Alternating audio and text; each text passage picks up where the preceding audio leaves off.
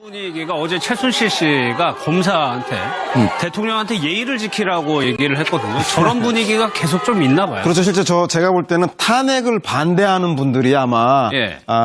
그 특검에 의해서 부당하게 박근혜 전 대통령, 최순실, 우병우 등이 희생당하고 있다라고 하는 생각을 아직도 갖고 계신 것 같고 그런 인식 기반하에 아마 최순실 씨도 어제 재판에서 본인이 그 증인들에게 물어볼 얘기 물어보지 않고 오히려 검사한테 대통령에 대해서 예의를 지키라고 호통을 치는 그래서 결국 판사 재판부한테 제지당하는 모습이 있었는데 아마도 최순실 씨나 박근혜 대통령이나 그 일부 지지자들은 여전히 국정농단 사건과 탄핵 그리고 구속에 이르는 과정들이 특정한 정치 세력, 뭐 노조라던가 특검이라던가 뭐 이런 언론이라던가 본인들의 정치적 탄압에 의한 희생양이라고 하는 생각을 아직도 갖고 있다는 생각을 가지고요.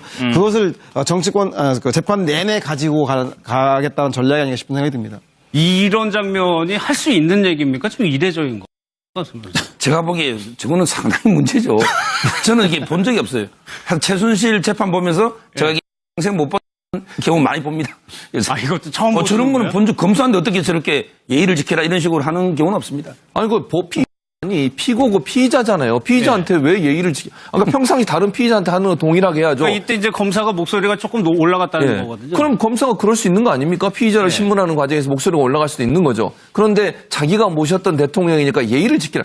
저희가 무슨 대통령 집무실입니까? 저런 식으로 얘기하는 건 아주 교만한 거죠. 교만하고 무슨 재판부를 무시하는 행동이라고 저는 생각합니다. 최순실이. 국정농단에서 벗어나서 재판농단이라고 봐야죠. 저건 재판장이 할 얘기를 어떻게 보면 피고가 저렇게 큰 소리 친다는 건 말이 안 되죠. 알겠습니다. 여기서 마무리하도록 하겠습니다. 1분 뒤에 다시 돌아오겠습니다.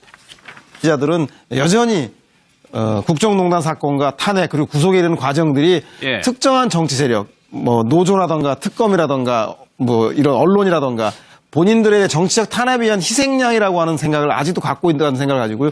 그것을 정치권 재판 내내 가지고 가겠다는 전략이 아닌가 싶은 생각이 듭니다. 피의자잖아요. 피의자한테 왜 예의를 그러니까 평상시 다른 피의자한테 하는 거 동일하게 해야죠. 그러니까 이때 이제 검사가 목소리가 조금 올라갔다는 거거든요. 그럼 검사가 그럴 수 있는 거 아닙니까? 피의자를 신문하는 과정에서 목소리가 올라갈 수도 있는 거죠. 그런데 자기가 모셨던 대통령이니까 예의를 지키라. 저희가 무슨 대통령 집무실입니까? 저런 식으로 얘기하는 건 아주 교만한 거죠. 교만한 것 같고 그런 인식 기반하에 아마 최순실 씨도 어제 재판에서 본인이 그 증인들에게 물어볼 얘기 물어보지 않고 오히려 검사한테 대통령에 대해서 예의를 지키라고 호통을 치는 그래서 결국 판사 재판부한테 제지당하는 모습이 있었는데 아마도 최순실 씨나 박근혜 대통령이나 그 일부 지지자 이런 장면이 할 수 있는 얘기입니까? 좀 이례적인 거 같습니다. 제가 보기에 저거는 상당히 문제죠. 저는 이게 본 적이 없어요. 최순실 재판 보면서 제가 이게 평생 못 본 경우 많이 봅니다.